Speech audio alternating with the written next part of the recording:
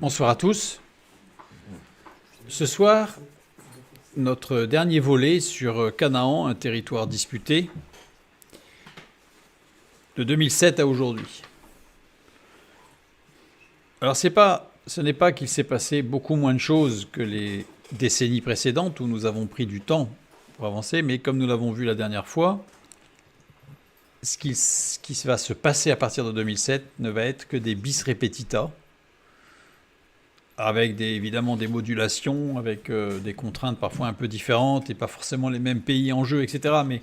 Et voilà, on a compris le principe, donc ce n'est pas la peine de continuer à faire de la géopolitique pour de la géopolitique, l'essentiel étant de bien comprendre qu'il s'agit d'un nœud et que la communication médiatique qui est faite, on se rend compte, une fois qu'on a commencé un petit peu à regarder, puisque nous avons survolé en fait, parce qu'il y a beaucoup d'autres choses, et on va encore en voir ce soir, mais on se rend compte que la communication médiatique est très souvent biaisée, tronquée, ce qui fait que l'information donnée, en fait, amène à penser, à être partisan, on va dire, sur un certain sujet, alors que peut-être, si on avait tous les éléments, nous serions plus mesurés.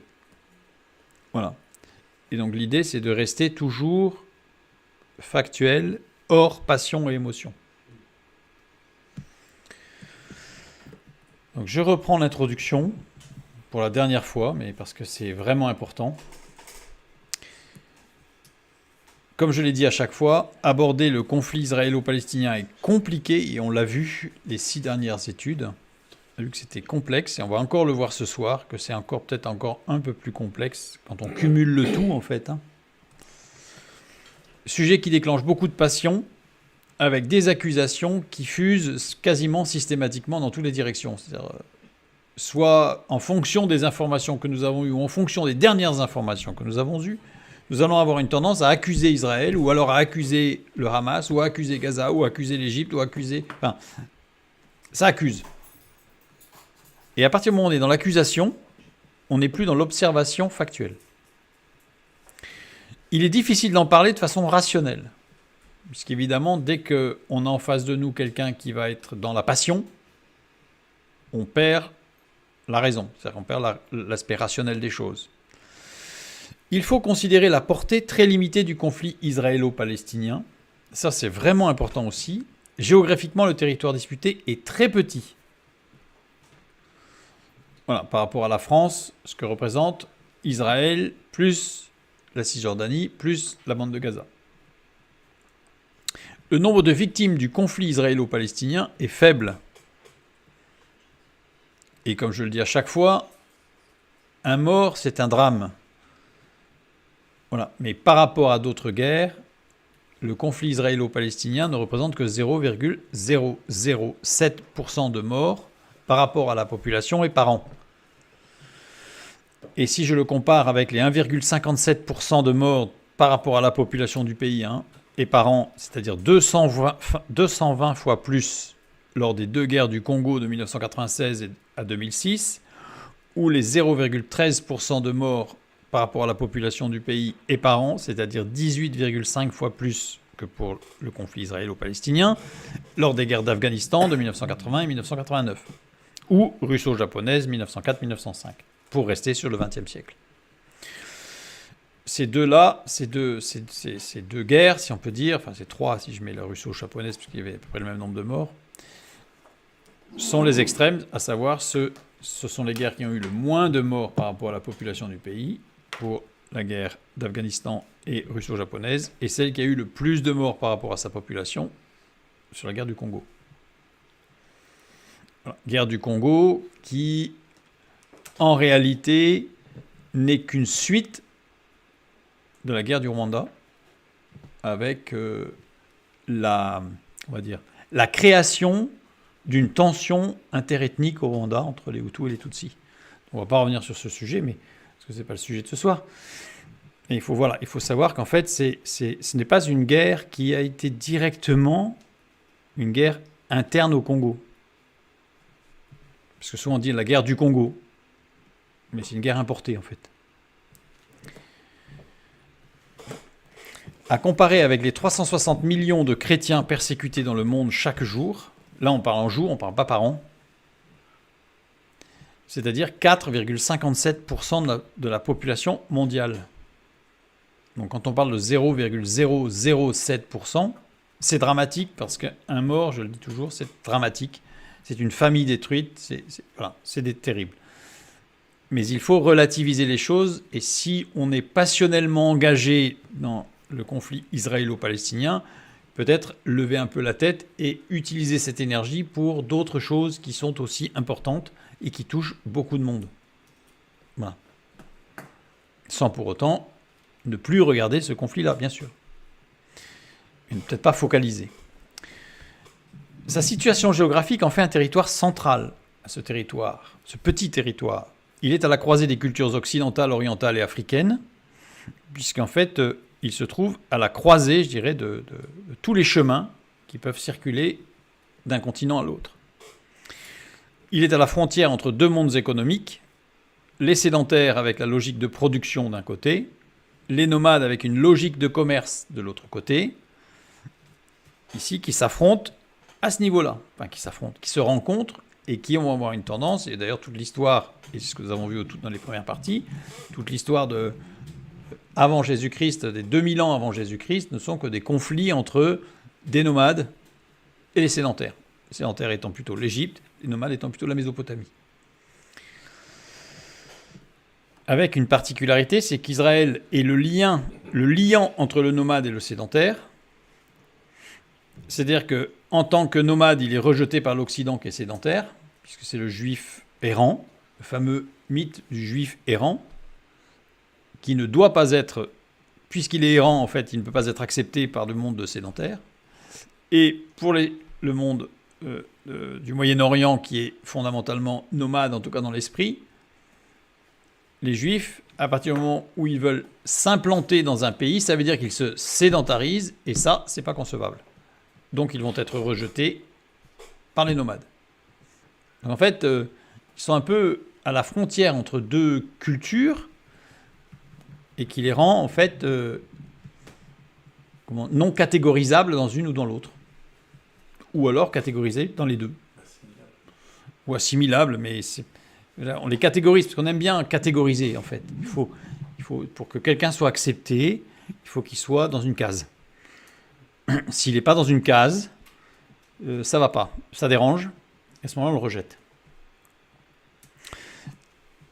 Ce territoire est revendiqué par trois religions antagonistes, qui sont le judaïsme, le christianisme et l'islam, comme terre sacrée. Voilà, et chacune revendiquant Jérusalem comme ville sainte, ce qui n'arrange pas les choses. Revenons maintenant un petit peu sur la situation de la bande de Gaza, pour l'avoir à l'esprit. La bande de Gaza. On a vu que le pays d'Israël, plus la Cisjordanie, plus la bande de Gaza, est quelque chose de petit. Mais la bande de Gaza est encore plus petite. C'est un territoire, une étroite bande de terre, large de 6 à 12 km, 6 dans sa partie la plus étroite, 12 dans sa partie la plus large, et longue de 41 km. Ce qui fait environ 3 fois Paris, pour situer à peu près ce que ça donne en surface. Donc là, on va parler tout particulièrement de la bande de Gaza ce soir. Donc il faut bien situer que si Israël est petit, la bande de Gaza est très très petit par rapport au monde. Bornée par la mer Méditerranée à l'ouest, par l'Égypte au sud et Israël à l'est et au nord. J'insiste un peu par l'Égypte au sud parce que très souvent, dans certains commentaires, on a l'impression qu'il n'y a que la mer à l'ouest et Israël comme frontière avec la bande de Gaza. Mais il y a aussi l'Égypte. Et sur à peu près 12, 13, 14 km de long de frontière. C'est pas très grand, mais la bande de Gaza étant déjà pas grande, ça ne pouvait pas être énorme. Cette bande de Gaza est habitée par 1,8 million d'habitants.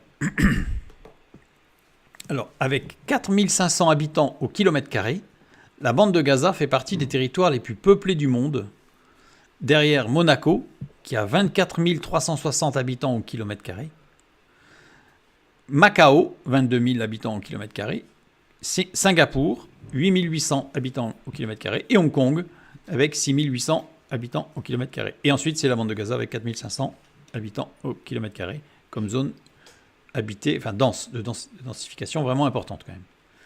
Donc il y a une grande densité humaine sur ce territoire. Et ces habitants se concentrent dans 5 districts.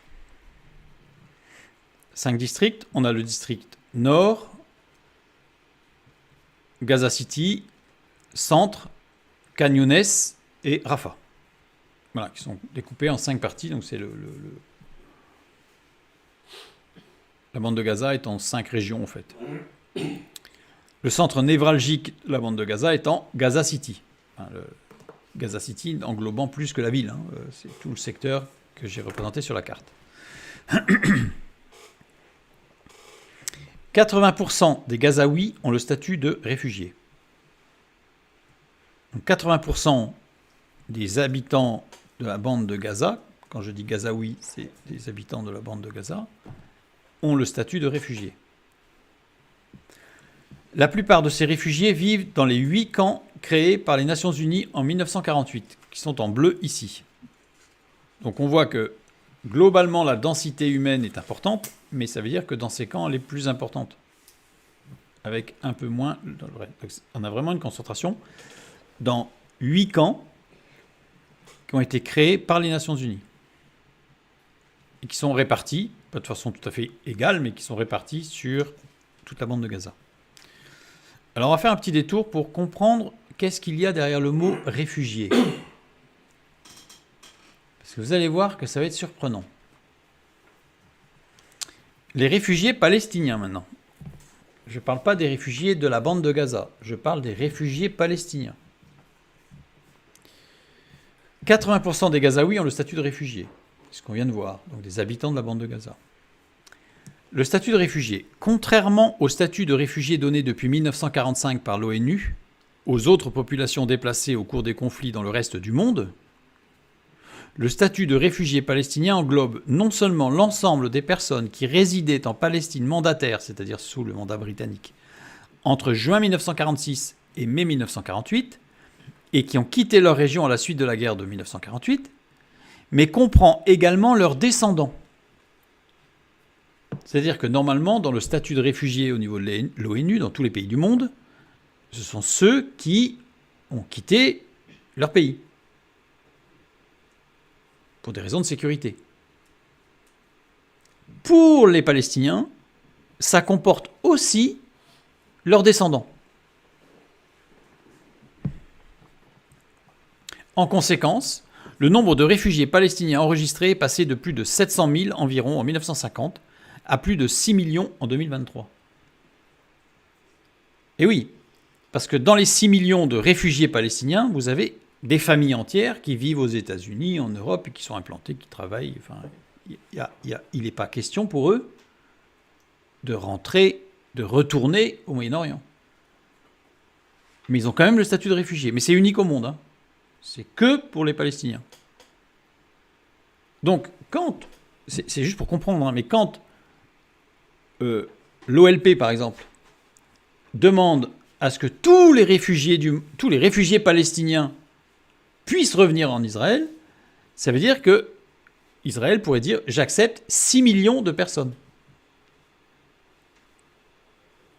6 millions de personnes dans le pays d'Israël, ça veut dire que la balance population juive arabe change. Mais donc, en fait, le discours est assez particulier et très ambigu. Très ambigu quand on parle des réfugiés palestiniens. Quand on parle des réfugiés gazaouis, ça c'est ceux qui sont sur place. Mais les réfugiés palestiniens, ça englobe tout descendant de quelqu'un qui a vécu sur le territoire israélien pendant le mandat britannique, et descendant pas que direct, première génération, deuxième génération, troisième génération, quatrième génération. C'est-à-dire que c'est à l'infini, en fait. Et il faut souligner quand même que c'est unique au monde. Normalement, celui qui a le statut de réfugié, c'est celui qui a quitté son pays, point. Donc c'est pour ça qu'il faut, pour bien comprendre en fait le nombre qui est parfois annoncé. Si on nous annonce 6 millions de réfugiés palestiniens, c'est énorme. Et ça donne l'impression qu'il y a 6 millions de personnes qui ont été jetées hors d'Israël et qui demanderaient à y revenir. Donc il n'y en a pas 6 millions qui ont été jetés, si on peut exprimer qu'ils ont été jetés. 2, il n'y en a pas 6 millions qui veulent revenir. 3, il y en a au grand maximum 700 000. Voilà. Ce qui change. Entre 700 000 et 6 millions, on n'est plus du tout dans les mêmes proportions. Gazaouis, 2 millions d'habitants. Les Gazaouis. Donc la bande de Gaza, on a vu tout à l'heure 1,8 million d'habitants. Donc les chiffres, le 1,8 million d'habitants, c'était qu'il y a quelques années. Donc j'ai arrondi à 2 millions. 80% de ces 2 millions ayant un statut de réfugié, ça représente 1 600 000 habitants. Donc même là, on a un territoire qui, au niveau de sa population, est particulier. Parce qu'on a vu qu'il y a eu des élections en 2006 avec l'élection du Hamas, etc. Mais qui a voté? Parce que la question, moi, j'ai pas réussi à trouver en fait d'éléments factuels qui permettent d'annoncer qui a voté. Est-ce que ce sont les 2 millions d'habitants ou est-ce que ce sont les 400 000 qui n'ont pas le statut de réfugié? Donc là, on ne sait pas quel taux, parce qu'on nous annonce d'un pourcentage, mais qui a voté par rapport à 2 millions d'habitants. En décembre 1949, l'ONU crée l'UNRWA, dont le but est de répondre, donc c'est une organisation, c'est un acronyme en anglais, dont le but est de répondre aux besoins essentiels des réfugiés palestiniens en matière de santé, d'éducation, d'aide humanitaire et de services sociaux. Regardez bien le titre. Ce ne sont pas des réfugiés gazaouis. Ce sont les réfugiés palestiniens. Avec l'existence de cet organisme particulier, les réfugiés palestiniens sont les seuls réfugiés au monde à ne pas dépendre du Haut Commissariat des Nations Unies pour les réfugiés. C'est-à-dire que les réfugiés palestiniens, et là on parle bien de tous avec leurs descendants, etc., tout le monde, ne dépendent pas du Commissariat des Nations Unies spécifiquement dédié pour l'aide aux réfugiés, qui est l'UNHCR, mais ils dépendent de cette organisation, l'UNRWA, qui va les gérer et qui va considérer leurs besoins, etc., etc. Cette association UNRWA emploie, je n'ai eu que des chiffres de 2007, mais ça n'a fait qu'évoluer, emploie 113 personnels internationaux et 27 500 personnels locaux, palestiniens. Donc ça veut dire que vous avez une organisation palestinienne qui a une enveloppe annuelle, comme je l'ai mis ici, de 1,4 milliard d'euros par an et qui ont pour fonction de gérer les réfugiés palestiniens, c'est-à-dire eux-mêmes. Vous voyez, c'est juste pour montrer qu'il y a un problème là. J'essaye pas d'accuser, j'essaye juste d'être factuel. On voit bien qu'il y a un problème. Et qui finance l'UNRWA? Les États-Unis et l'Europe. Ceux-là même qui aujourd'hui défendent Israël au micro. C'est-à-dire que on voit bien qu'il y a l'affiche et le dessous de l'affiche. Il y a la scène et derrière le rideau. C'est-à-dire que c'est pour montrer qu'il y a des choses qui sont curieuses et faisons attention quand nous nous engageons en fait dans une discussion et vraiment faire attention à circonscrire le vocabulaire utilisé. À circonscrire le vocabulaire utilisé.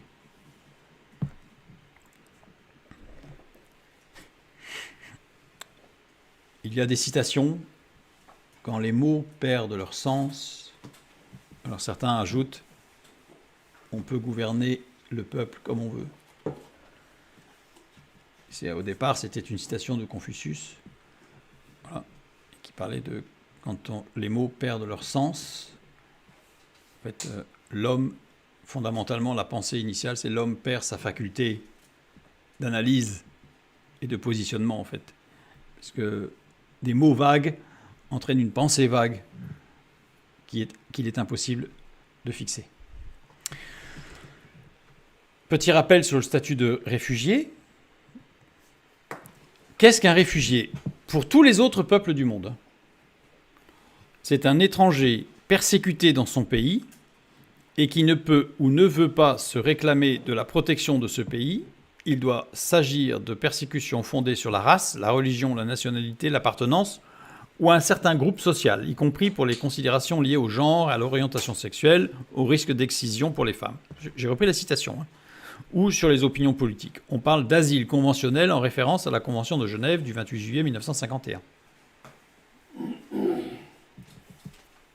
Sachant que les réfugiés palestiniens sont des gens qui vivent depuis 4 générations pour certains aux États-Unis, par exemple, ou en Europe, et qui n'ont aucunement l'intention de quitter leur situation. Deuxième point, l'étranger, c'est un étranger persécuté dans son pays en raison de son action en faveur de la liberté. Il peut s'agir, par exemple, de militants politiques ou syndicalistes, de journalistes, d'artistes ou d'intellectuels menacés par leur engagement en faveur de la démocratie dans leur pays. On parle d'asile constitutionnel à nouveau. Pour l'instant, c'est pas vraiment, ça ne définit pas vraiment ce qu'on a derrière un réfugié palestinien. D'ailleurs, un réfugié palestinien, ça ne veut rien dire, comme on l'a vu, puisque ça englobe des situations sociales tellement différentes que ça ne veut rien dire. Et en troisième point, c'est un étranger qui a obtenu dans son pays la protection du Haut-Commissariat des Nations Unies, mais ne peut plus y rester. On n'est pas non plus dans ce cas de figure. Donc en fait, le terme de réfugié palestinien est ce qu'on appelle... comment ça s'appelle c'est quelque chose de particulier. Il y a un terme, je l'ai perdu, bon c'est pas grave, mais c'est très particulier. C'est un idiosyncratisme. C'est-à-dire que voilà, ça se définit que là. Donc il faut vraiment connaître la définition pour pouvoir en parler. Sinon il y a confusion.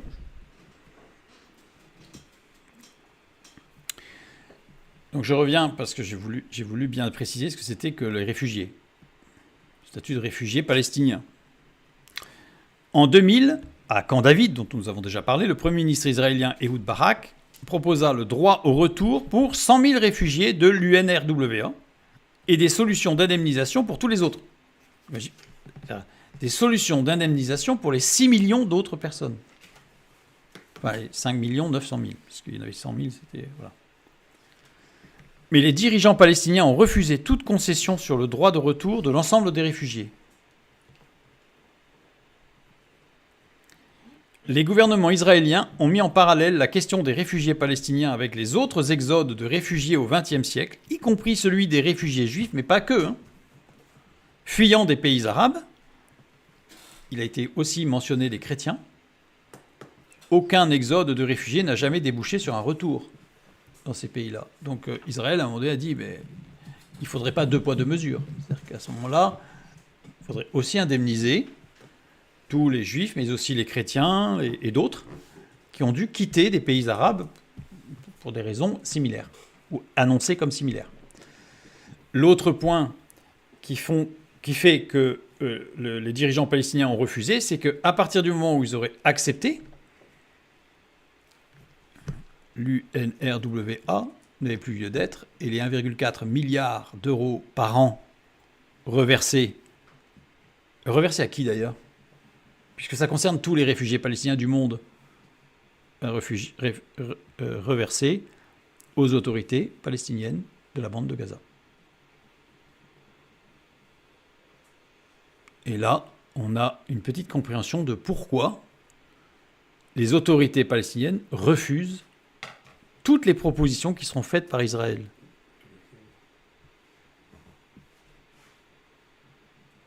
Oui. Pour montrer que c'est épineux quand même, c'est un peu compliqué. Maintenant, je reviens sur 2007. On s'était arrêté à 2007, mais c'était pour resituer un petit peu le contexte, parce que sinon, il nous manque des éléments, en fait, pour bien comprendre.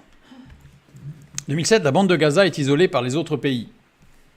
Israël ne verse plus les droits de douane, ce que nous avions vu. Je reprends rapidement la dernière diapositive de la dernière fois. Les États-Unis et l'Union européenne stoppent leurs aides financières. En juin 2007, l'Égypte et Israël ferment leur passage frontalier avec Gaza. Donc, c'est pas que Israël, c'est l'Égypte aussi. Donc, la bande de Gaza. Le passage de Rafah est fermé par l'Égypte. Il sera réouvert en 2011, puis refermé en 2013 suite à un coup d'État de l'armée égyptienne. Donc, Rafah est fermé. Rafah dont on entend encore parler aujourd'hui. Et c'est l'Égypte qui détient Rafah et qui gère si c'est fermé ou ouvert. Par ailleurs, l'Égypte détruit les tunnels de contrebande qui approvisionnaient en nourriture, en matériaux de construction et en armes. Ici, du côté de l'Égypte. Israël construit un mur de séparation à sa frontière avec la bande de Gaza et instaure une zone de sécurité du côté gazaoui. Donc avec toute une zone de sécurité, avec une bande de terre où il était interdit de construire quoi que ce soit et la circulation était très surveillée. Je fais un petit détour encore pour bien comprendre les implications de cela.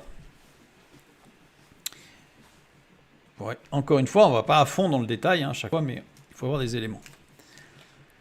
On revient sur le mur de construction du côté israélien avec cette zone de sécurité du côté gazaoui. Zone de sécurité qui a été ce week-end remis sur le tapis par rapport à ce qui se passe aujourd'hui, où Israël dit « nous allons instaurer une zone de sécurité », réinstaurer une zone de sécurité.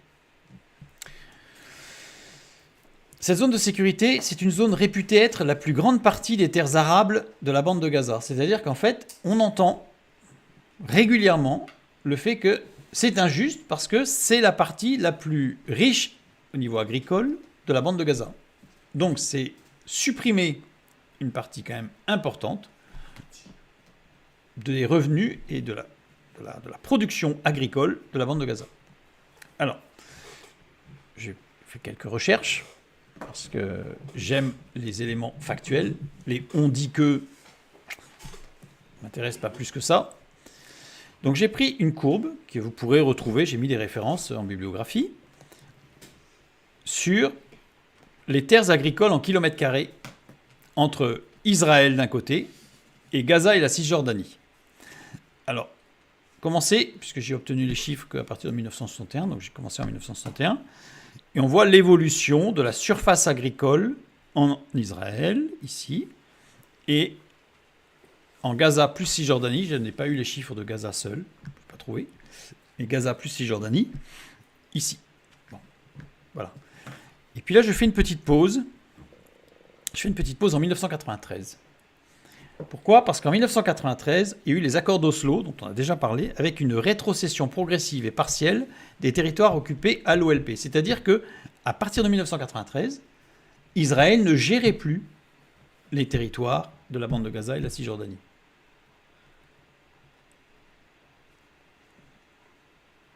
Donc là, on a eu une chute vertigineuse, puisqu'on est revenu à un état qui était nettement moins bon qu'avant 1961 sur la bande de Gaza. Et ici, après, il y a eu une grosse chute, évidemment, en Israël.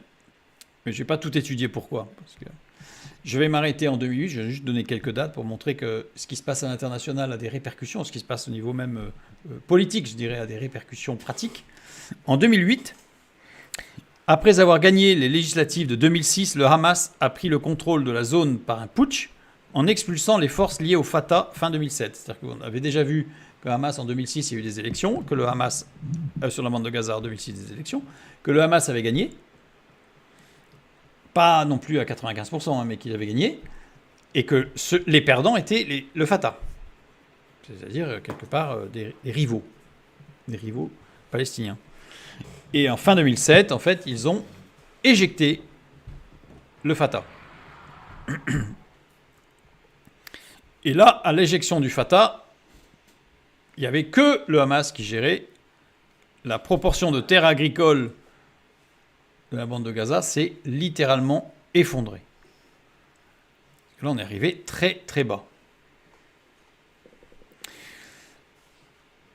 Le point le plus bas ici, l'Égypte rouvre le poste frontière de Rafah pour certaines denrées non militaires. Vous avez, c'est-à-dire que la chute vertigineuse, si on fait une étude proche, on va se rendre compte que la chute vertigineuse vient premièrement de la gestion du Hamas d'un point de vue agricole, et deux, du fait que l'Égypte a fermé Rafah et donc n'approvisionnait plus en semences et en outillage la bande de Gaza.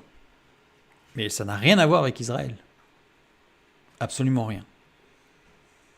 Or, on voit qu'ici, l'intervention de la fameuse zone de sécurité, elle est ici, sur la partie plane. Donc, elle n'a rien changé en réalité. Elle n'a rien changé sur la surface totale, en milliers de kilomètres carrés, sur la surface totale de surface agricole de la bande de Gaza. Après, on va voir ici une explication sur le pourquoi ici ça remonte de façon assez vertigineuse en Israël. Il y a une raison. La première raison, c'est qu'il y a eu un incendie du Carmel en 2010, qui a détruit près de 500 km² de forêt qui deviennent des terres agricoles. C'est-à-dire qu'en fait, c'était une catastrophe. Et quelque part, ça a ramené des terres agricoles, puisque une grande partie de ces forêts n'ont pas été replantées, mais ont été cultivées, utilisées comme terres arables. Donc ça veut dire que on était aux alentours à l'époque de 5000 km², bien on est passé à 5500 km² en quelques années, puisque ça ne s'est pas fait en un an. Il a fallu retrouver ces terres, etc., les préparer.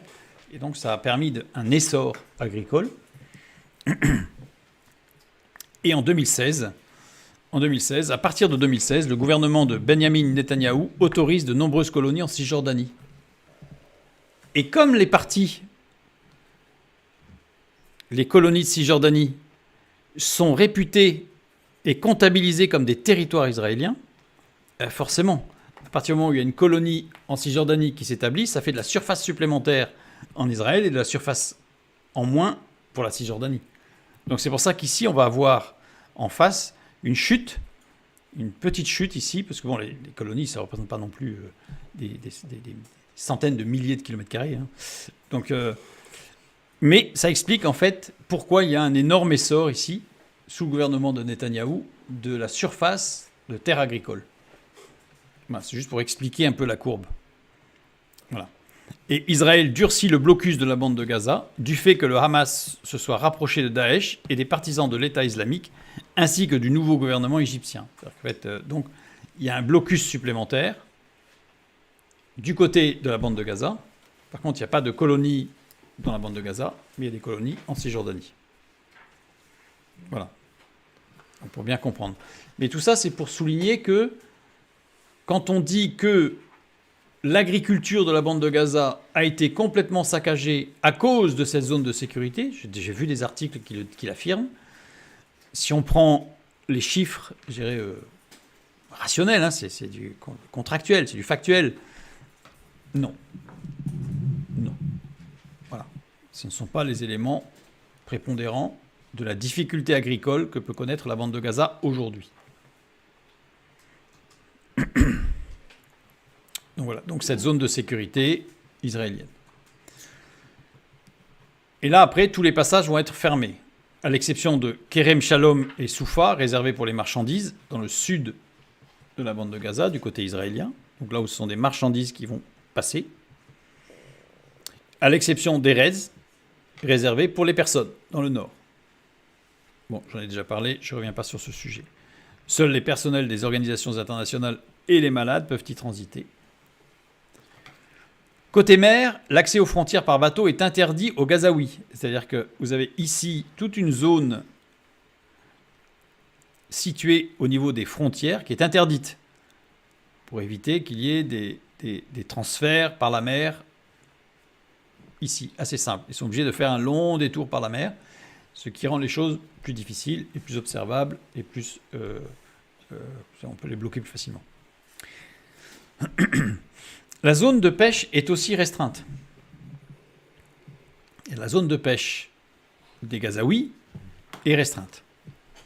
Donc là, je reprends une autre carte un peu plus large sur la bande de Gaza. Les accords d'Oslo de 1994 définissaient une zone de pêche de 20 000 des côtes. 20 000 marins. Israël restreint la zone à 12 000 marins en 2002.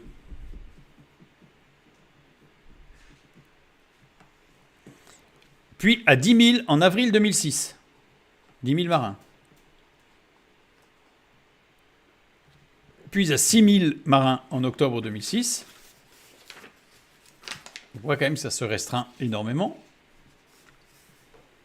Puis encore à 3 000 marins en 2009.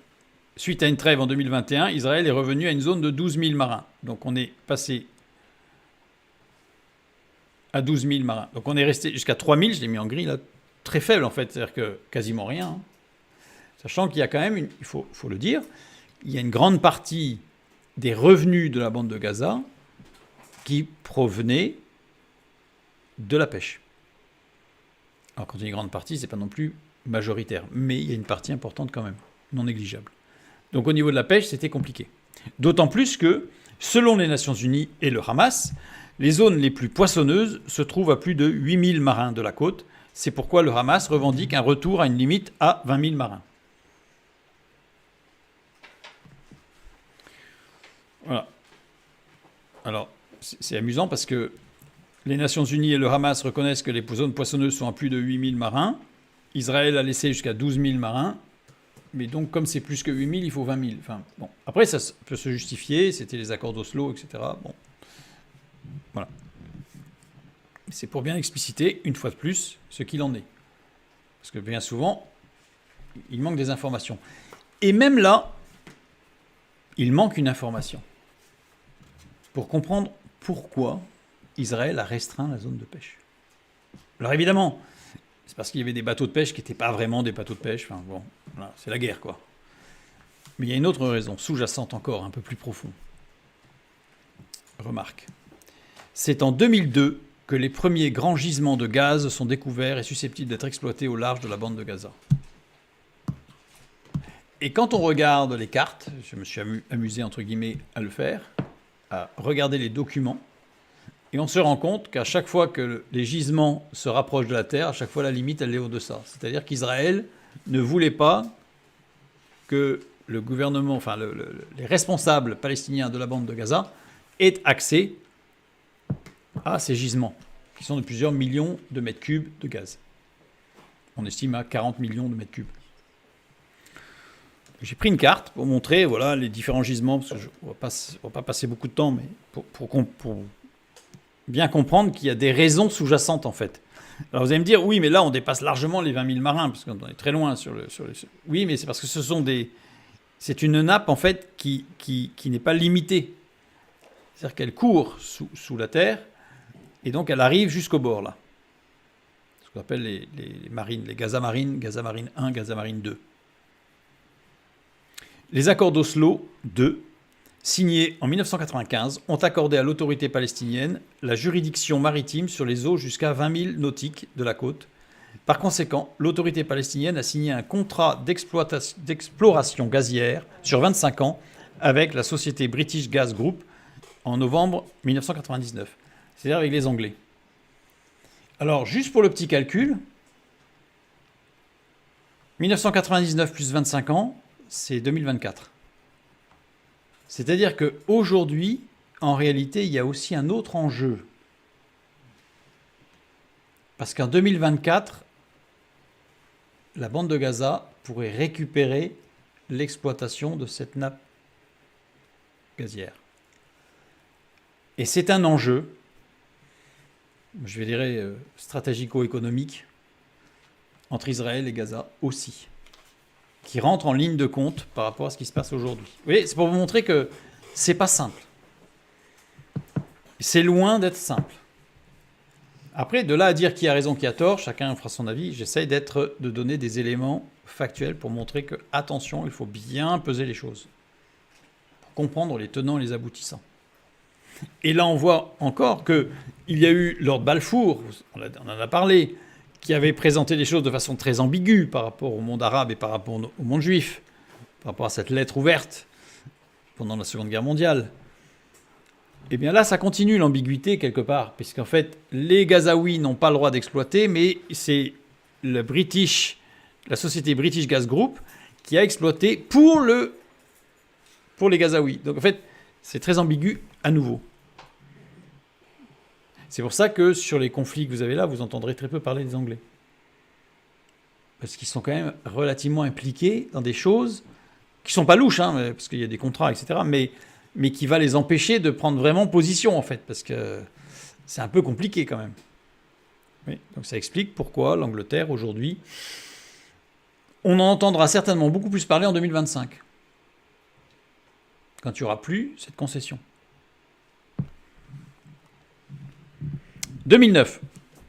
Voilà, maintenant on a fini un petit peu la présentation, mais pour montrer que c'est loin d'être simple. Et encore, on a vraiment on a survolé. 2009, Benjamin Netanyahou revient au pouvoir via des alliances avec l'extrême droite israélienne. Il reprend une politique de colonisation de la Cisjordanie. Bon, c'est ce qu'on a vu tout à l'heure sur la courbe par rapport aux territoires agricoles. Dès lors, la position radicale du Hamas se traduit de deux manières. On va voir deux réactions du Hamas. Des tirs de roquettes qui, au départ, sont circonscrites à une zone frontalière de la bande de Gaza, parce qu'en fait, il n'y avait pas de puissance, on va dire, il n'y avait pas de puissance de feu. Puis petit à petit, les équipements se perfectionnent, les réseaux d'achat d'armes se consolident, et ils vont de plus en plus loin. Projectiles accrus, donc les projectiles ont accru leur portée pour atteindre, voilà, en 2014, les villes comme Tel Aviv, hein, pas Tel Aviv, Tel Aviv, une faute de frappe, Jérusalem ou Haïfa ont été touchés. Donc c'est-à-dire beaucoup plus loin. Le dispositif de défense israélien Dôme de fer en a intercepté les 3/4. Et le deuxième axe sur lequel va travailler le Hamas, c'est des tunnels pour permettre l'incursion de ces combattants en Israël. Donc il y a des tunnels dans la bande de Gaza, puisque c'est truffé de tunnels.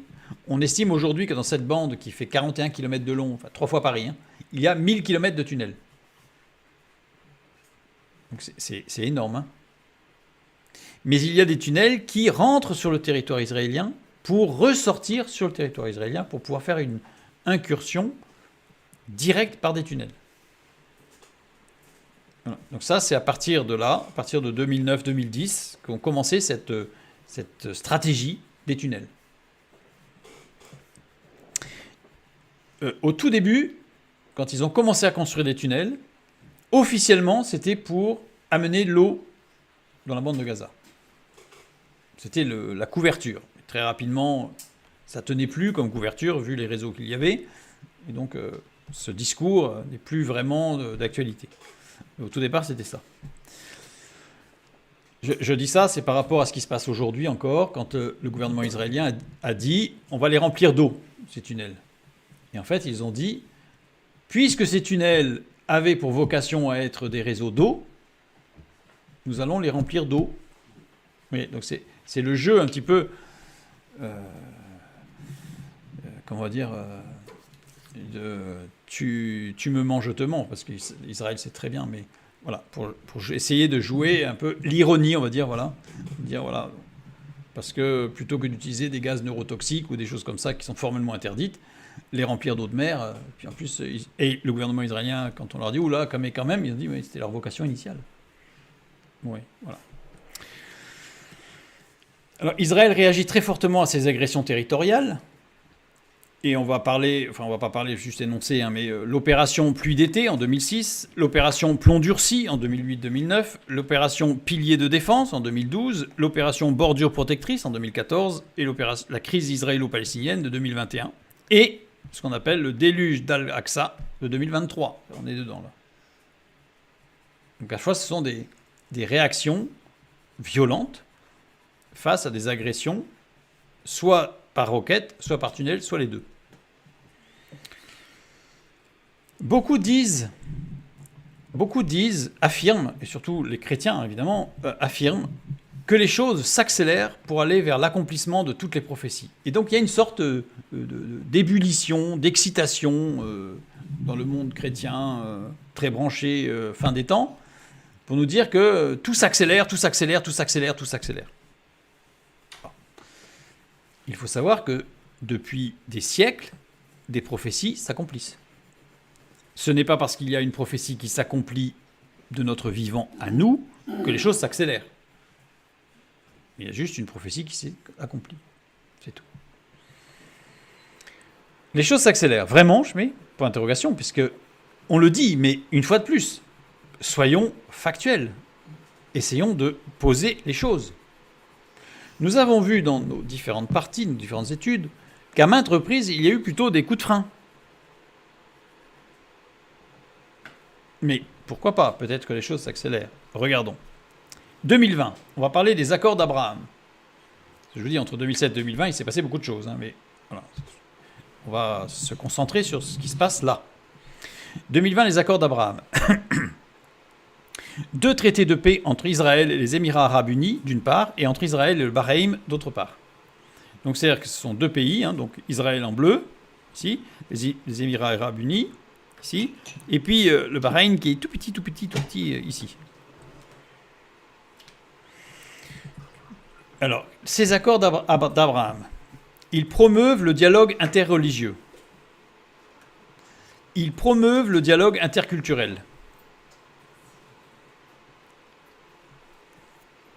Entre les 3 religions abrahamiques et toute l'humanité. C'est-à-dire que ce sont des accords qui sont énormes. Parce que ce sont des accords qui mettent par écrit, entre ces 3 pays, qu'il faut promouvoir le dialogue interreligieux, le dialogue interculturel entre les 3 religions abrahamiques, à savoir judaïsme, christianisme, islam. Le préambule du traité de paix fait état du conflit israélo-palestinien. Parce que c'était quand même difficile de faire un traité de paix israélo-arabe sans quelque part mentionner le conflit israélo-palestinien, dont on a vu qu'il était indémêlable, parce qu'il ne s'agit pas de 2 parties qui s'opposent, mais il s'agit d'Israël qui s'oppose à une partie palestinienne qui elle-même est subdivisée entre Hamas, Hezbollah et Fatah, mais viennent jouer l'Égypte, qui ne veut absolument pas perdre la péninsule du Sinaï, la Syrie, qui ne veut absolument pas perdre le plateau du Golan, et la Jordanie, qui ne veut absolument pas perdre la Cisjordanie. Donc en fait, on voit que c'est beaucoup plus compliqué que ça. Donc ne pas le mentionner, c'était impossible. Donc, dans le préambule du traité, le conflit israélo-palestinien est nommé.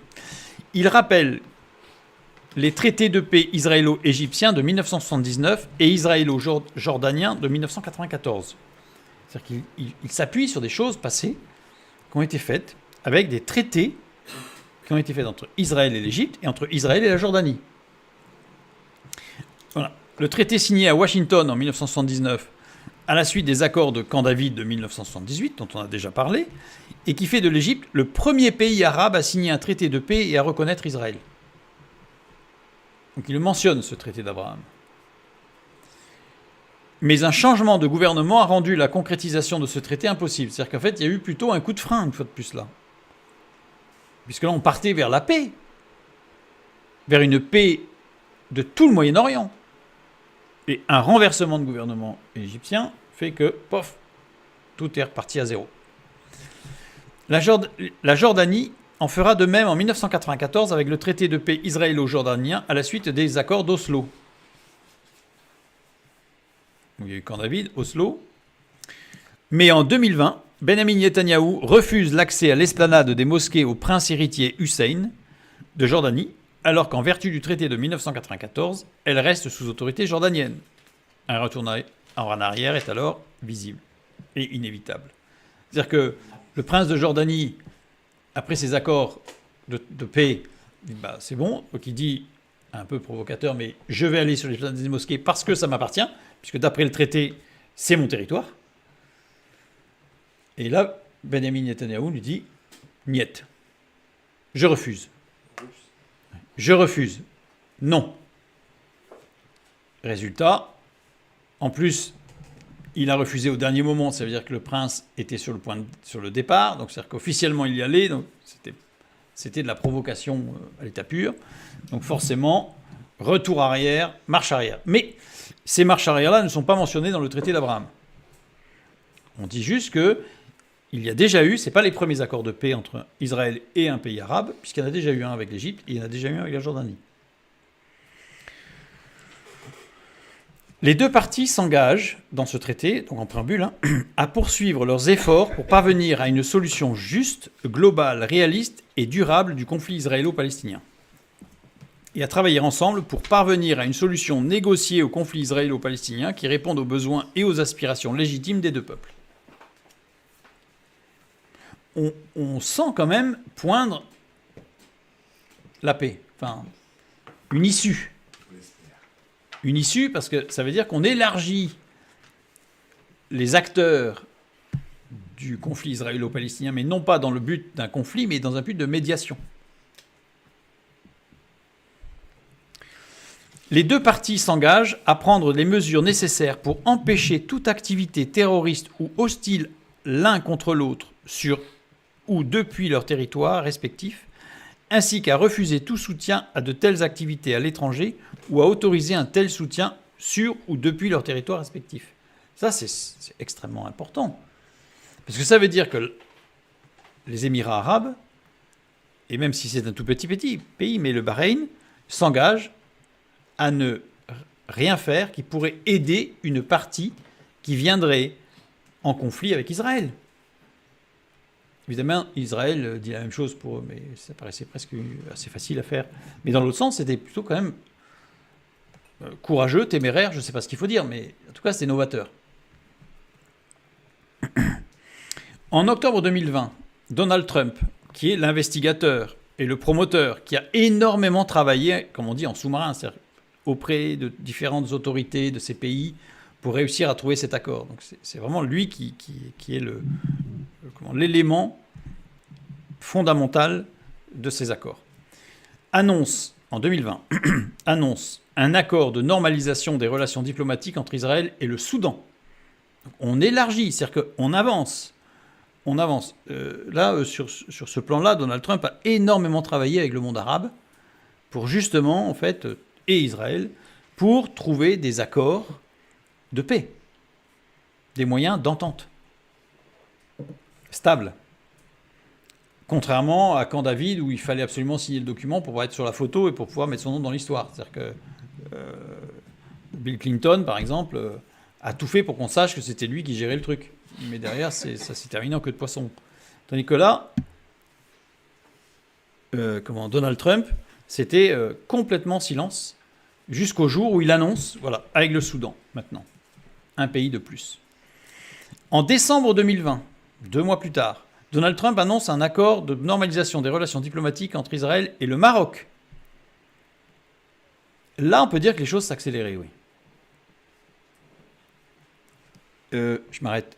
Vous en avez entendu parler dans les médias ? Non. Pourtant, ça, c'était fondamental. Ça, c'est qu'il y avait vraiment de plus important, si ce n'est au monde, on va dire au moins au Moyen-Orient, parce que ça changeait la face du Moyen-Orient. Je ferme la parenthèse. Le Maroc et Israël concluent en novembre 2021 un accord de coopération sécuritaire. Vous imaginez ce que cela signifie ? Le Maroc, il faut quand même savoir que le roi du Maroc est un descendant de Mahomet. Hein. Il faut voir les implications que ça a, ça.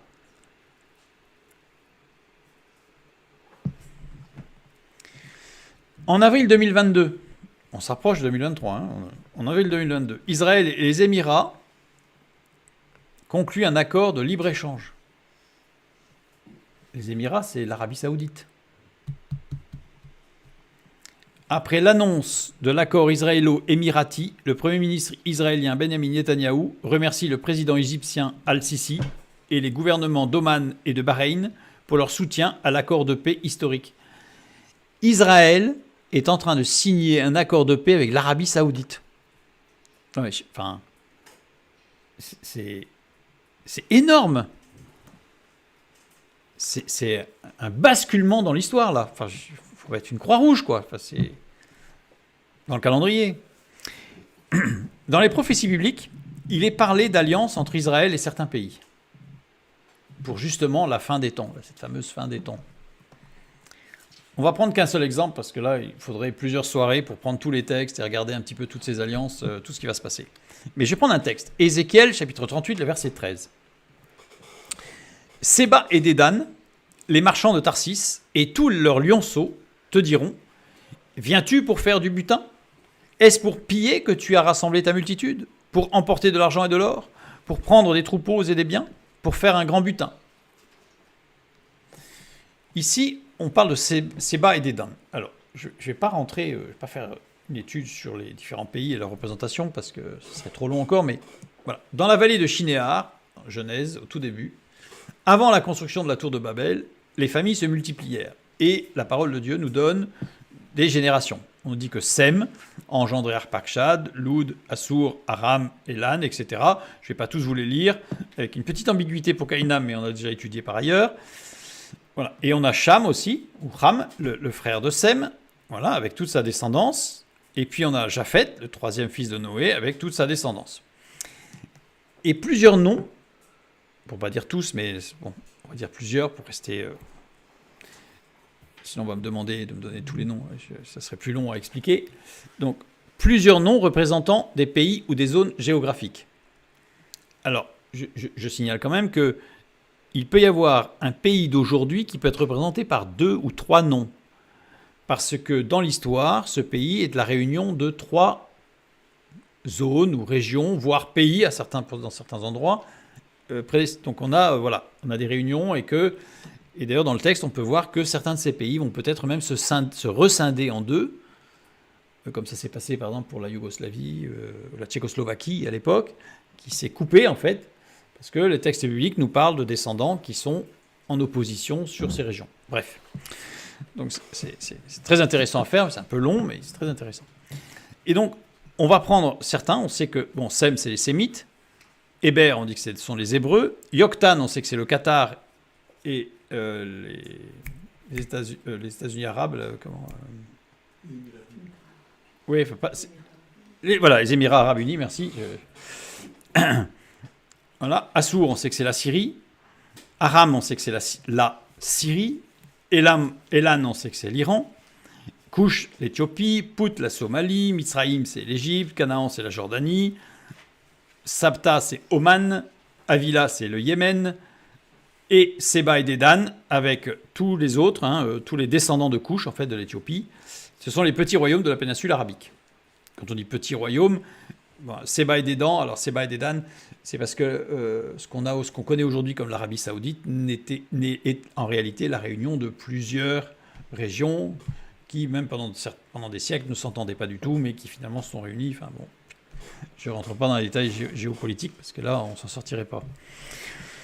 Et pour Japhet, on sait que Gomer, c'est la Mésopotamie, Magog, c'est la Lydie, Madaï, c'est la Médie, Yavan, c'est la Grèce, Toubal, c'est le sud de la mer Noire, Méchec, c'est l'Asie mineure, Tyras, c'est l'Italie, Ashkenaz, c'est l'Allemagne, Rifa, c'est la Lydie, Togarma, c'est l'Arménie, Elisha, c'est le Carthage, Kittim, c'est Chypre, les Dadamines, c'est Rhodes, et Tarsis, la péninsule ibérique. Bon, je ne vais pas rentrer dans les détails, mais ce qui nous intéresse pour ce soir, c'est Séba et Dédan. On sait que Séba et Dédan, c'est une partie de l'Arabie Saoudite. Avant l'attaque massive sur Israël décrite dans Ézéchiel 38, de Gog et Magog, avec cette attaque massive qui va se diriger contre Israël. Les pays de Séba et Dédan, l'Arabie Saoudite, font une alliance commerciale avec Israël. On y est là. On y est là.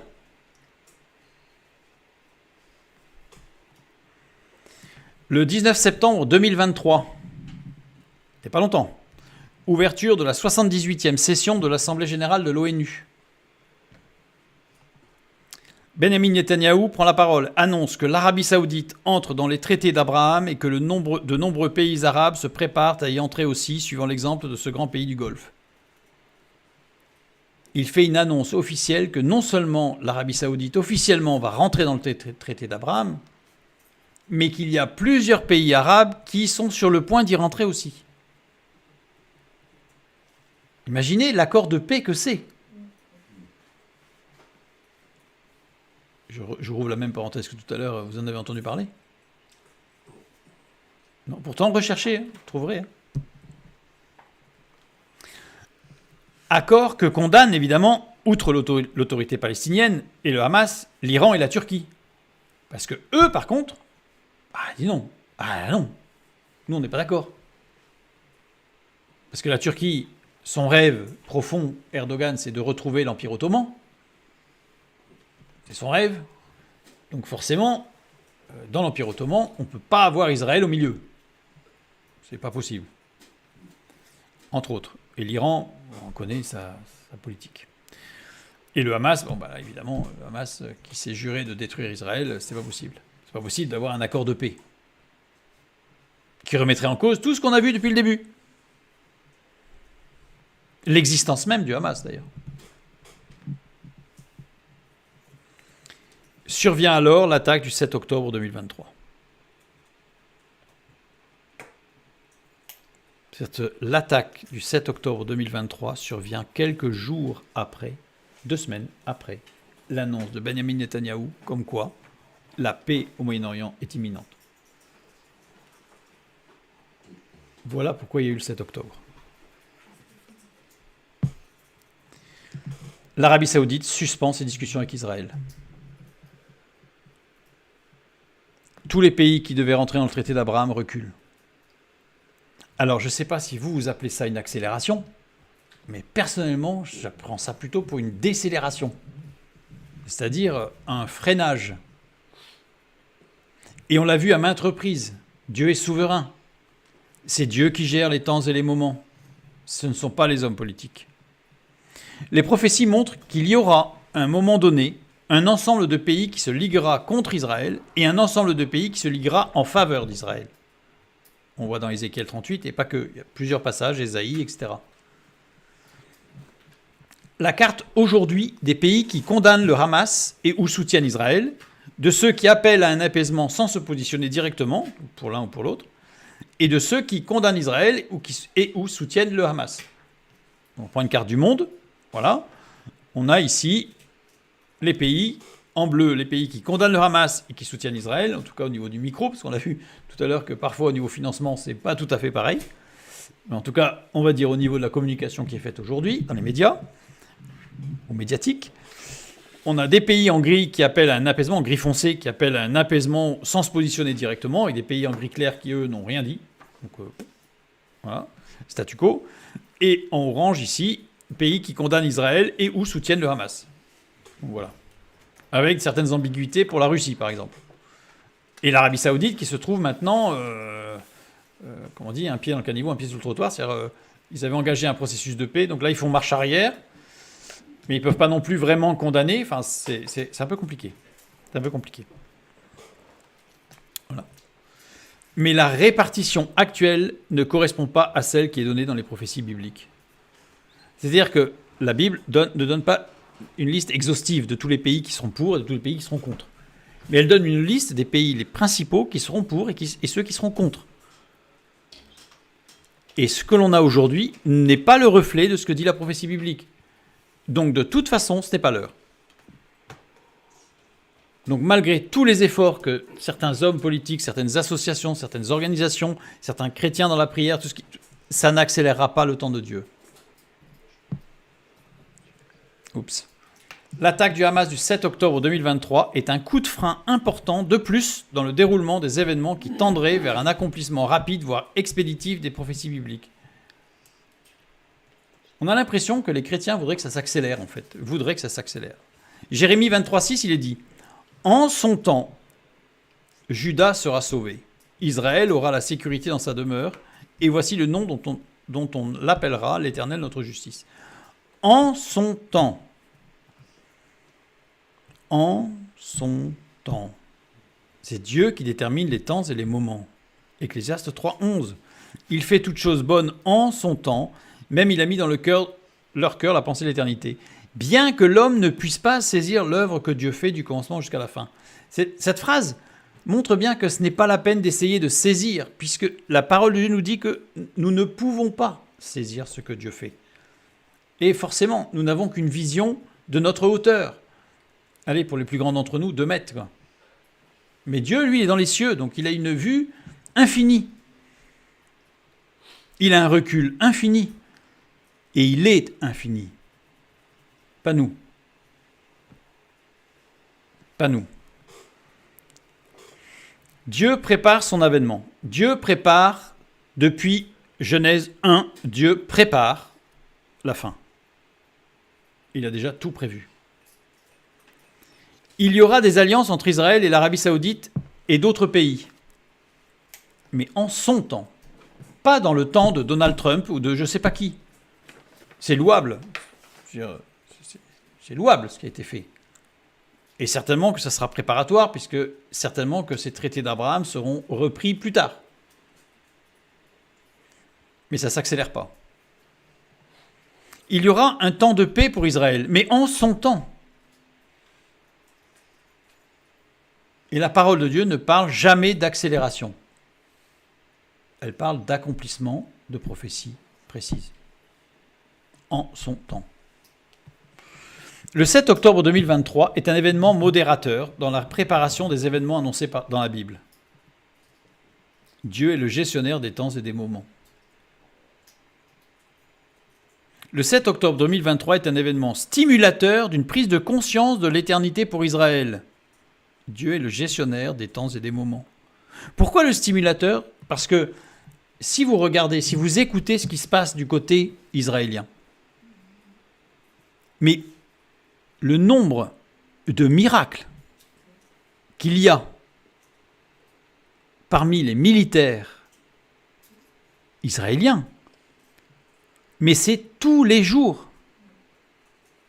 Tous les jours. Au point que des laïcs, des non-croyants, reviennent au judaïsme. Et alors vous allez me dire, oui, mais ils ne viennent pas à Christ. Non, mais attention. Attention, les prophéties bibliques parlent de la fin des temps d'un Israël judaïque, d'un Israël qui revient à la loi. Et la loi étant elle-même le pédagogue qui mènera à Christ. Les choses se préparent. Dieu est le gestionnaire des temps et des moments. Mais le nombre de miracles, il est colossal. Le nombre de gens qui reviennent... Il y a maintenant des unités, j'ai encore entendu cette semaine des témoignages, des unités quand elles avancent dans Gaza, quand c'est l'heure de la prière, l'unité arrête. Et elle prie. Et après, elle reprend. Et le commandement écoute et autorise. Ça dépasse l'entendement. Ça dépasse l'entendement. Je dis, le nombre de témoignages, il est énorme. J'ai été impressionné par tous les témoignages. Israël est un indicateur de l'heure divine. C'est un indicateur de l'heure divine. Ce n'est pas parce qu'il est minuit moins 5 que le temps s'écoule plus rapidement. C'est pas parce qu'il est minuit moins 5 que les 5 dernières minutes vont aller beaucoup plus vite. Nous sommes conscients qu'il est minuit moins 5 à l'horloge de l'humanité. C'est-à-dire que nous sommes conscients qu'il y a beaucoup de prophéties qui se sont accomplies. Les lister ne suffiraient pas en 1 heure de temps. Mais est-ce à dire, peut-on dire que parce que beaucoup de prophéties sont accomplies, elles vont s'accomplir de plus en plus vite ? Non, elles vont s'accomplir au rythme que Dieu a décidé. Et les prophéties que Dieu nous a données sont des points de repère. Et Israël est un point de repère. À l'heure de Dieu. Mais comme je l'ai dit, ce n'est pas parce qu'il est minuit moins 5 que les 5 dernières minutes vont passer beaucoup plus vite. D'ailleurs, en général, si vous attendez avec impatience un événement, les 5 dernières minutes, elles passent beaucoup plus lentement. Donc, soyons proches de Dieu et ne cherchons pas à connaître ce que lui veut faire, mais cherchons à connaître ce que lui veut faire avec nous et de nous. Et déjà, il y a pas mal de travail. Voilà. Que Dieu vous bénisse et à bientôt.